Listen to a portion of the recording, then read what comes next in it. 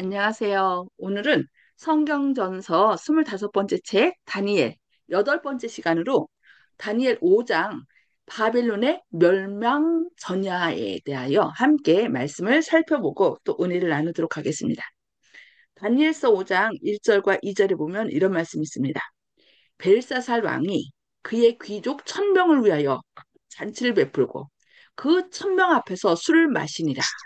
벨사살이 술을 마실 때에 명하여 그의 부친 느부갓네살이 예루살렘 성전에서 탈취하여 온 금, 은 그릇을 가져오라고 명하였으니 이는 왕과 귀족들과 왕후들과 후궁들이 다 그것으로 마시려 함이었더라. 이에 예루살렘 하나님의 전 성소에서 탈취하여 온 금그릇을 가져오매 왕이 그 귀족들과 왕후들과 후궁들과 더불어 그것으로 마시더라. 그들이 술을 마시고는 그 금, 은, 구리, 쇠, 나무, 돌로 만든 신들을 찬양하니라. 그때에 사람의 손가락들이 나타나서 왕궁 촛대 맞은편 석회벽에 글자를 쓰는데 왕이 그 글자 쓰는 손가락을 본지라. 이에 왕이 즐기던 얼굴빛이 변하고 그 생각이 번민하여 넓적다리 마디가 녹는 듯하고 그의 무릎이 서로 부딪힌지라. 왕이 큰 소리질러 술객과 갈대아술사와 점쟁이들을 불러오게 하고 바벨론의 지혜자들에게 말하되 누구를 막론하고 이 글자를 읽고 그 해석을 내게 보이면 바주색 옷을 입히고 금사슬을 그의 목에 걸어주리니 그를 나라의 셋째 통치자로 삼으리라 하니라. 다니엘서 5장 3절로 5절 말씀입니다. 네, 이 이야기는 그 다니엘 5장 그 배경을 보면요. 이 성 안에 이 벨사살이 있고 성 밖에는 메데 페르시아의 연합군들이 이 성을 둘러 진치고 있었어요. 여러 달 둘러 진치고 그러니까 말하자면 포위된 거죠. 그런데 이들은 그 바벨론 사람들은 이 벨사살뿐만 아니라 그 바벨론에 있던 사람들은 어떤 생각을 가졌냐면은 이 바벨론은 난공불락의 성이에요. 그러니 저들이 아무리 밖에 둘러 진쳤다 할지라도 우리는 결코 멸망하지 않는다. 그리고 이 안에 있는 음식과 이런 것들을 먹으면서 몇 달을 견딜 수 있다라고 생각을 한 것이죠. 그래서 오히려 어떻게 한 거예요? 자, 저 바벨론에서 가져온 금잔을 가져오고 은잔을 가져오고 뭘 가져와라 하면서 그것을 이제 오히려 천병을 불러서 그 귀인들을 불러서 술잔치를 한 것을 볼 수 있습니다. 그러면서 그렇게 한창 즐기던 때에 벽에 뭐가 나타났다고요? 사람의 손가락들이 나타나서 갑자기 사람 전체가 나타난 것도 아니고 손 손가락이 나타나서 어떻게 해요? 맞은편 그 벽에다가 석회벽에 글자를 쫙 쓴 거예요. 그러니 왕이 그냥 얼굴이 이렇게 변하면서 이제 난리가 난 거죠. 그러면서 한 것이 뭐예요? 술객과 갈대아 술사와 점쟁이를 불러오게 하고 도대체 저게 뭐냐? 그것을 맞춰라. 그러면 그로 하여금 셋째 통치자로 삼겠다라고 이렇게 얘기하는 걸 볼 수 있습니다. 여기 왜 셋째 통치자로 삼겠다라고 얘기했을까요? 자기가 왕이면 어, 두 번째 자리 총리든지 이렇게 해야 되는데 통치자를 삼겠다라고 얘기를 했어요. 그 얘기는 이 벨사살이 당시에 왕이 아니었어요. 벨사살은 섭정왕이었습니다. 왕의 아들로서 섭정을 했던 것이죠. 그래서 원래 왕은 나보니두스입니다. 근데 이 나보니두스는 벨사살의 아버지요 느부갓네살의 사위였답니다. 그래서 그는 느부갓네살 딸 니토크리스와 결혼하여 벨사살을 낳았습니다. 근데 이 나보니두스는 정치보다는 자신의 어머니가 섬기던 하란의 달신 신이라는 신이 있거든. 신. 이 신을 섬기는데 정신이 팔려 있었다고 합니다. 그래서 이 나부니두스는 원래 하란 사람이에요. 근데 전쟁으로 인하여 이제 그 어머니하고 이 아들이 나보니두스가 끌려온 거예요. 끌려와서 이 엄마가 이제 원래 전쟁이 지면은 그 다른 나라 왕비들을 다 데려다가 자기 왕비로 삼잖아요. 그렇게 된 거예요. 그러면서 이 나보니두스는 이제 이 벨사살 아니 느부갓네살의 그 뭐라 해야 되나 의붓 아들이 된 거죠. 양아들이 된 거죠. 그러면서 이제 이 바벨론에서 공부를 하면서 뭐가 됐어요? 이제 나중에 그 느부갓네살 딸하고 결혼한 겁니다. 그래서 이제 벨사살을 낳은 거예요.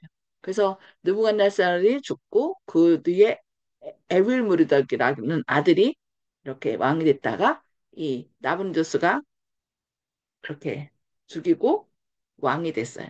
왕이 되면서 이제 이 나브니두스는 이 정치에는 별로 관심이 없어서 벨사사를 자기 아들을 섭정왕으로 세우고 그 늘 먼 나라에 가서 싸움 싸우고 또 정치보다는 문학이나 종교에 심취했었다 합니다. 그래서 이 어머니가 누구였냐면은 하란에서 그 하란에 신이 있는데 달신이래요. 근데 그 신을 섬기는 그 여사제였어요. 엄마가. 그러다 보니까 이제 엄마의 영향력을 많이 받았겠죠. 그래서 이 나브리두스는 엄마가 섬기는 그 달신인 더 이 애굽 사 그러니까 느부 바벨론 사람들이 섬기는 그 마르뚝 벨신보다 자신의 엄마가 섬긴 그 달신을 더 섬겼다는 거예요. 그러다 보니까 바벨론 사람들이 어떻게 할까요? 미워했겠죠.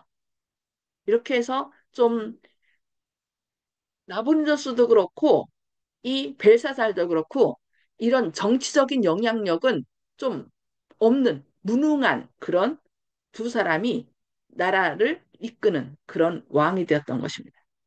그런데 갑자기 이렇게 그 위기 가운데 그들이 함께 어떻게 해야 돼요?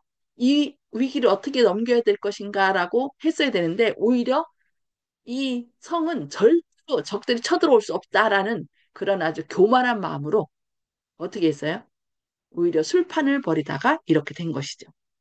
그래서 그 벽에 글이 손가락들이 나타나서 글을 쓰는 걸 보고서 이제 막 벌벌벌 떨 때 이제 왕비가 이제 이런 말을 들은 거겠죠. 왕비가 왕과 그 귀족들의 말로 말미암아 잔치하는 궁에 들어왔더니 여기에 왕비는 누구냐면은 그 벨사살의 엄마죠. 벨사살의 엄마. 그러니까 느부갓네살의 딸인 그 왕비가 들어와서 이에 말하여 이르되 왕이여 만수무강하옵소서 왕의 생각을 번민하게 하지 말며 얼굴빛을 변할 것도 아닙니다. 왕의 나라에 거룩한 신들의 영이 있는 사람이 있으니 곧 왕의 부친 때에 있던 자로서 명철과 총명과 지혜가 신들의 지혜와 같은 자니다. 왕이 붙인 느부갓네살 왕이 그를 세워 박수와 술객과 갈대아 술사와 점쟁이의 어른을 삼으셨으니 왕이 벨드사살이라 이름하는 이 다니엘은 마음이 민첩하고 지식과 총명이 있어 능히 꿈을 해석하며 은밀한 말을 밝히며 의문을 품을 수 있나이다. 풀 수 있나이다. 의문을 풀 수 있었나이다. 이제 다니엘을 부르소서. 그리하시면 그가 그 해석을 알려드리리이다 하니라. 이렇게 말씀합니다. 여기서 보면은 이 왕비는 느부갓네살의 딸로서 이 다니엘에 대해서 다 아는 거죠. 근데 다니엘에 대해서 지금 뭐라고 얘기를 하고 있어요? 지금 이때는 다니엘이 정치에서 벗어나서 이제 나이가 많은 거의 80대가 된 그런 때였습니다. 근데 여기 뭐라고 여기 있어요? 그 다니엘에 대하여 거룩한 신들의 영이 있는 사람이라라고 얘기를 합니다. 혹시 다른 사람들이 여러분을 뭐라고 부르길 원하십니까? 야, 저 사람은 진짜 하나님 잘 믿는 사람이야. 믿으려면 저 사람처럼 믿어야 돼. 그렇게 말합니까? 아니면, 아이고, 저 사람들 교회 다닌다 하더니, 뭐, 말만 교회 다니지, 행동은 우리랑 똑같아. 이렇게 얘기를 하기 원하십니까? 이 다니엘을 통하여 우리가 어떤 삶을 살아야 될지 한번 생각해 봐야 되겠습니다. 위기 때에 또 이렇게 불려오죠.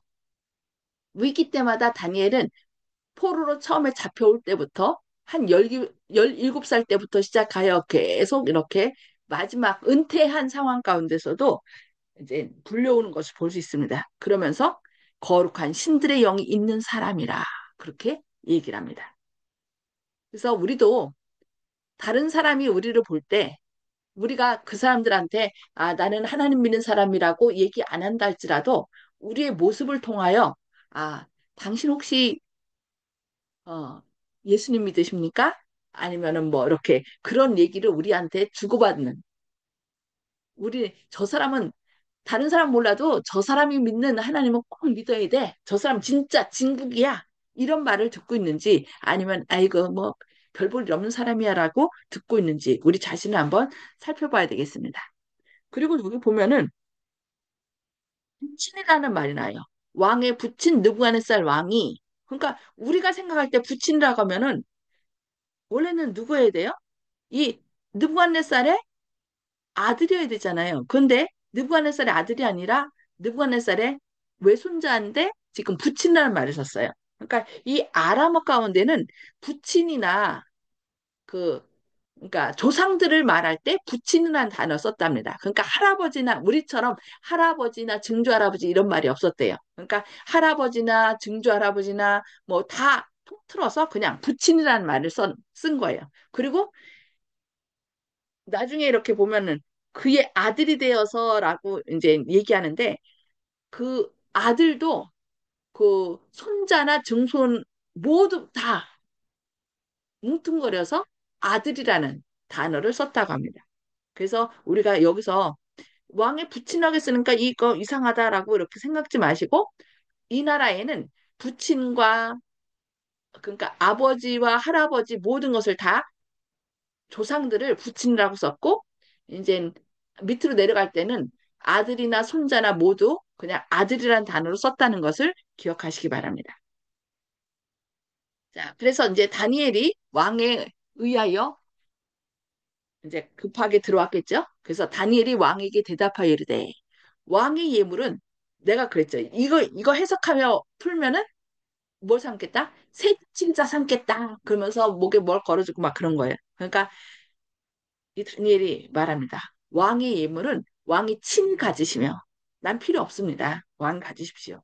왕의 상급은 다른 사람에게 주옵소서. 그럴지라도 왕이 이런 거 나한테 줘서 내가 푸는 게 아니라 그런 거 없다 할지라도 나는 풀겠습니다 하는 거죠.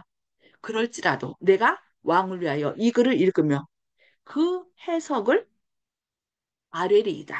왕이여 지극히 높으신 하나님이 왕에 붙인 느부갓네살에게 나라와 큰 권세와 영광과 위엄을 주셨고 그에게 큰 권세를 주셨으므로 백성들과 나라들과 언어가 다른 모든 사람이 그의 앞에서 떨며 두려워하였으며 그는 임으로 죽이며 임으로 살미며 임의로 높이며 임의로 낮추었더니 그가 마음이 높아지며 뜻이 완악하여 교만을 행함으로 그의 왕위가 폐한받으며 이게 언제 썼던 거죠? 타, 지난 시간에 배웠죠. 4장에서 그의 영광을 빼앗기고 사람 중에서 쫓겨나서 그의 마음이 들짐승의 마음과 같았고 또 들나귀와 함께 살며 또 소처럼 풀을 먹으며 그의 몸이 하늘 이슬에 젖었으며 지극히 높으신 하나님이 사람 나라를 다스리시며 자기 뜻대로 누구든지 그 자리에 세우시는 줄을 알기에 이르렀나이다.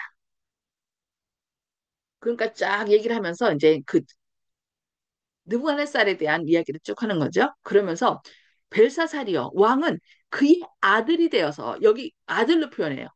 아까는 그 부친이라고 느부갓네살을 부친으로 얘기를 했는데 부친이라는 단어 속에 뭐가 포함됐다고요? 할아버지나 뭐 증조도 다 조상들은 부친이라고 했고 여기 똑같이 왕은 그의 아들이 되어서 원래는 아들이 아니죠. 손자죠.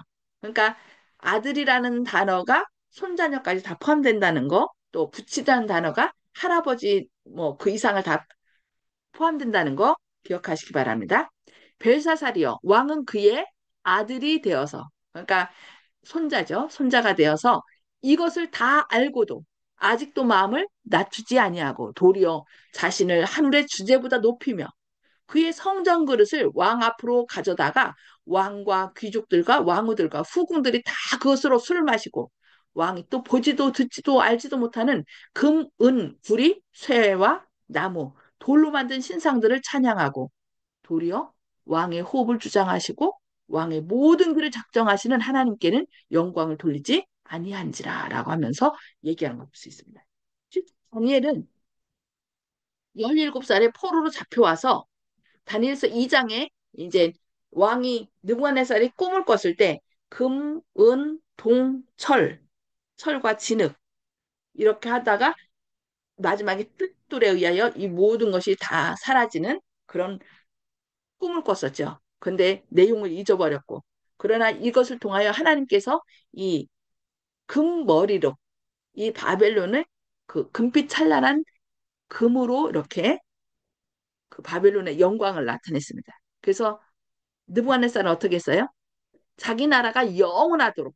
그러니까 하나님께서는 금, 은, 동철 이렇게 쭉 얘기하면서 왕보다 못한 나라, 또 그 다음 나라보다 못한 나라, 이렇게 나라들이 세워질 것이고 나중에 돌나라, 하나님의 나라가 임할 것을 얘기했는데 이 느부갓네살은 어떻게 했어요? 자기 나라가 영원하기를 바라는 마음으로 금신상을 세워서 모두 다 절하게 했어요. 모든 방백들 다 오게 하고. 그래서 절하지 않는 사람은 풀무불에 던져 넣으리라.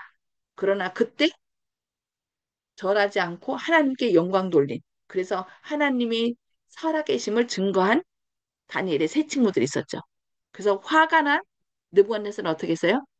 평상시보다 7배나 더 뜨겁게 풀무불에서 솔직히 풀무불에 던져넣었던 사람들까지 다 군인들까지 다 타서 죽었어요. 그런데 오히려 풀무불 속에 들어갔던 세 사람들은 죽지도 않고 오히려 누구까지 있었어요? 신의 아들처럼 보이는 사람이 같이 그들과 함께 그래서 네 사람이 그 풀무불 속에 있었던 걸 증거하였습니다. 그래서 이 다니엘의 세 친구들이 섬기는 하나님은 그저 우리를 고통 가운데 혼자 버려두는 것이 아니라 어떻게 홀로 버려두는 게 아니라 그 자리에 친히 우리와 함께 고통을 겪고 우리를 구하시는 분이심을 증거하였죠. 그래서 느부갓네살은 이때 어떻게 했어요? 아, 너희가 섬기는 하나님을 찬양하라, 섬기라 하면서 반포했어요. 그런데 그 후로 또 이 느부갓네살이 어떻게 해요? 그 나라가 워낙에 찬란한 나라, 53개의 신전, 다 금으로 금 매kit질했겠죠. 그 다음에 955개의 성소, 또 384개의 제단이 이 바벨론 그 성 안에 있었답니다. 거기다가 뭐까지 세웠어요? 세계 7대 불가사의한 공중 정원까지. 이렇게 해서 그 마음이 점점 교만하게 됐어요. 그 꿈을 꿨잖아요. 그러나 하나님께서 어떻게 했어요?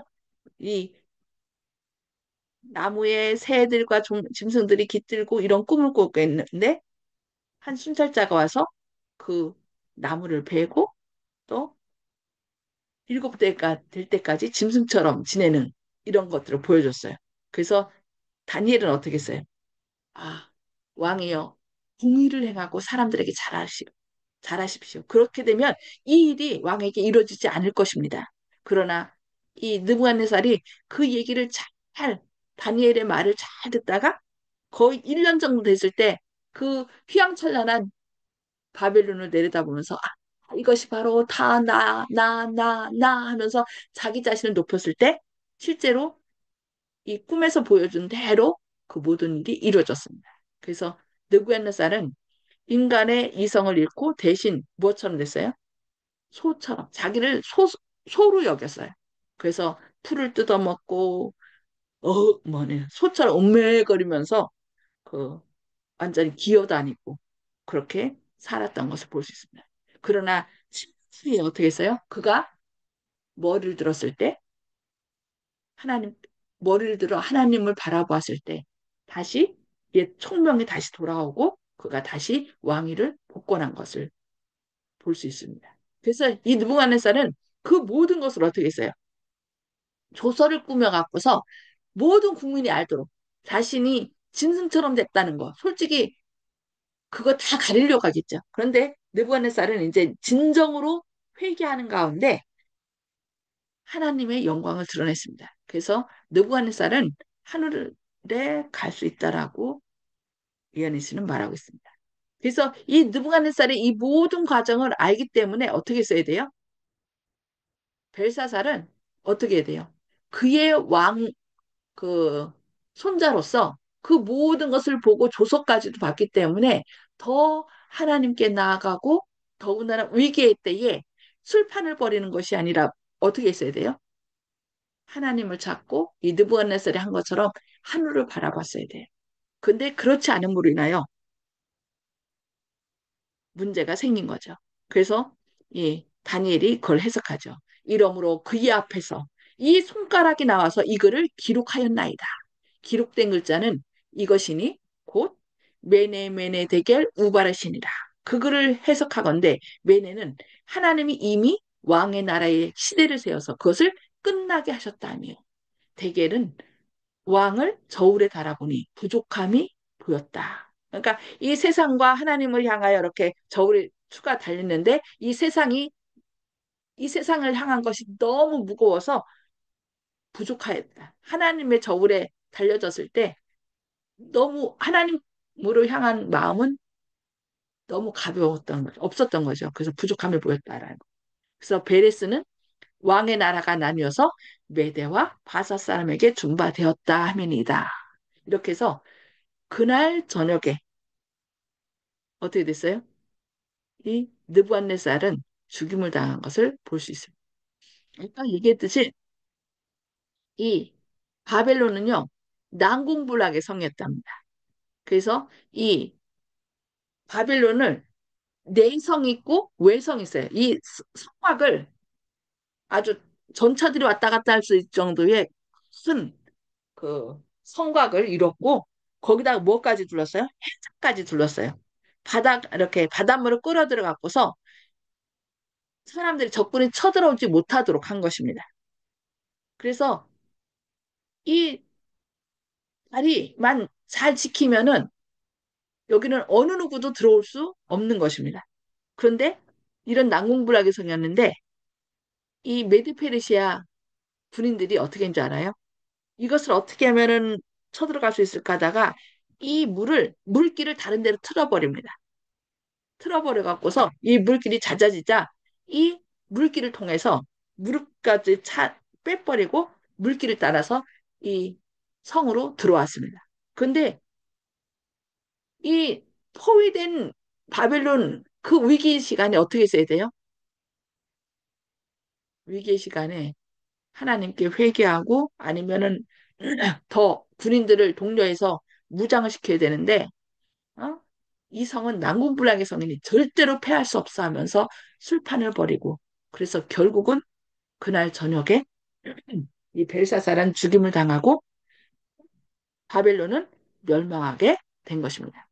오늘날은 어떻습니까? 오늘날 지금 이 역사의 멸망을 향하여 이 지구도 나아가고 있습니다.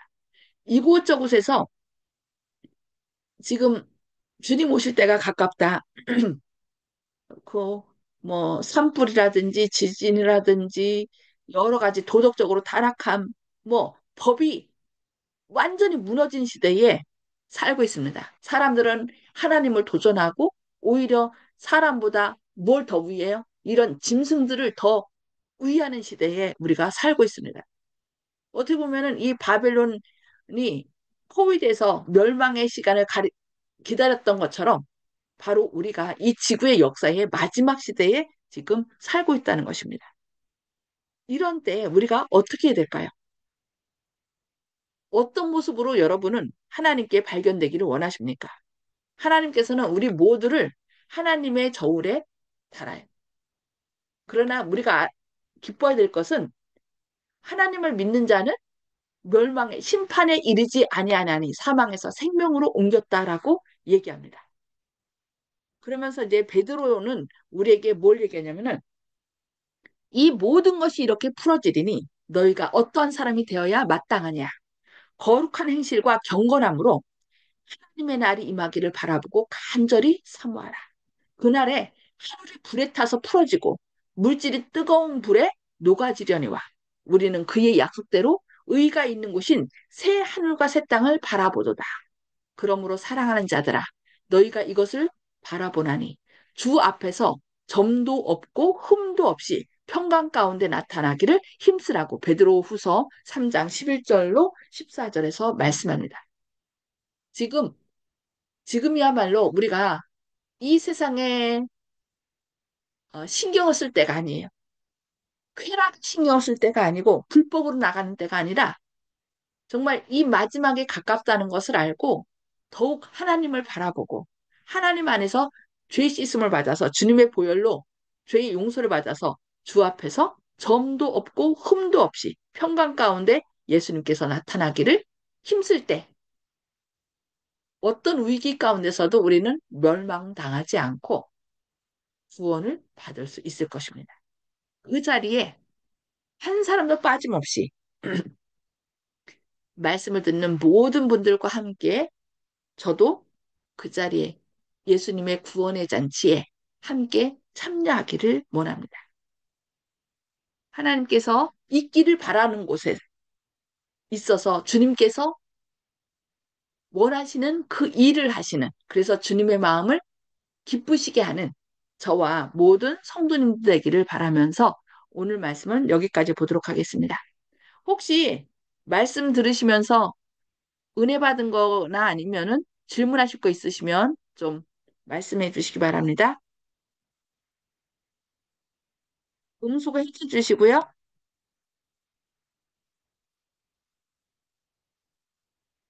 질문 없으시면 마칠까요? 기도하고,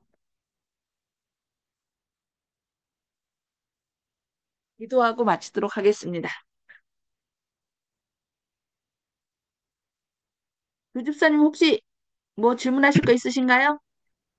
아, 그 이제 아들이라고 또 붙이냐고 얘기한 걸 목사님께서 쉽게 설명해 주셔서 잘 알았고요. 어, 보통 느부갓네살 왕이라고 하면은 그 패권자인데 패권자가 처음엔 주님을 그 알게 되고 다니엘을 통해서 금신상의 비밀을 꿈에서 해석을 받고 알게 되고 또 나중에는 다시금 또 마음이 바뀌고 이런 과정을 거듭했다. 그러면 아, 제가 주님 같으면은 용서하지 않을 것 같은데 주님께서 또 용서를 해주시고 또 구원을 이르길 인도를 해주신 걸 보면 우리 그리스도인들도 주님의 이런 넓고 끝없는 사랑에 반응을 하면 아직도 늦지 않았다. 이런 생각이 들었습니다. 주님은 역시 너무나 사랑이 충만하시고 사랑 그 자체이신 진정한 어버이시라는 생각이 들었습니다. 아멘. 아멘. 네, 감사합니다. 예수님 안에 나아가기만 하면 그래서 우리가 온전전자를 쓸 때 왕왕자 밑에 위에 드립자를 쓰거든요. 왕 앞으로 나아갈 때 우리가 온전해져요. 자녀가 부모 품에 있을 때 보호를 받는 것처럼 우리가 아무리 큰 잘못을 했다 할지라도 우리의 잘못을 인정하고 부모님께 나가면 우리의 창조주 되시고 우리 아버지 되신 하나님께 나가면 하나님께서는 우리를 구원하시고 또 우리 높이 왕 같은 제사장으로 삼으신다는 거 잊지 마시기 바랍니다. 그래서 모두 구원받는 저와 여러분 되시기를 바라며 기도하고 마치도록 하겠습니다. 하늘에 계셔서 저희를 사랑하신 아버지, 오늘 다니엘서 5장을 통하여 바벨론의 멸망에 처했을 때 그 벨사살이 회개하고 주님께 나아가기보다 술판을 버리고 금은 동신을 향하여 찬양을 함으로 결국 하나님의 심판을 받게 된 것을 저희 오늘 배웠습니다. 주님, 저희가 있어야 할 곳에 있고 주님께서 원하시는 일을 할 수 있도록 주님, 저희를 늘 선한 길로 인도하여 주시옵소서. 시대를 분별할 수 있는 지혜를 주시고 마땅히 생각해야 될 것을 생각하고 일해야 할 것을 일하는 저희들 되게 하여 주시옵소서. 특별히 이 나라가 지금 위기 가운데 처했습니다. 이 나라뿐만 아니라 전 세계가 전쟁과 전염병과 또 산불과 지진과 많은 재난 가운데 있을 때에 주님, 이 나라가 영원할 것처럼 흥청망청 쾌락을 즐기며 사는 것이 아니라 머지않아 이 땅이 파멸하기 전에 주님께서 우리를 데리러 오신다는 것을 기억하고 머지않아 오시는 재림하시는 주님을 맞이하기에 아무 부족함 없도록 믿음으로 깨어있게 하여 주시옵소서. 주님의 크신 사랑과 은혜가 늘 저희와 함께 하시고 저희를 깨워주심으로 주님 오시는 날 한 사람도 빠짐없이 모두 구원함에 참여할 수 있도록 저희를 선한 길로 인도하여 주셨기를 바라오며 예수님의 이름으로 간절히 기도합니다. 아멘. 네, 감사합니다. 주님의 크신 사랑과 은혜가 풍성히 임하시길 기도합니다. 편히 쉬세요.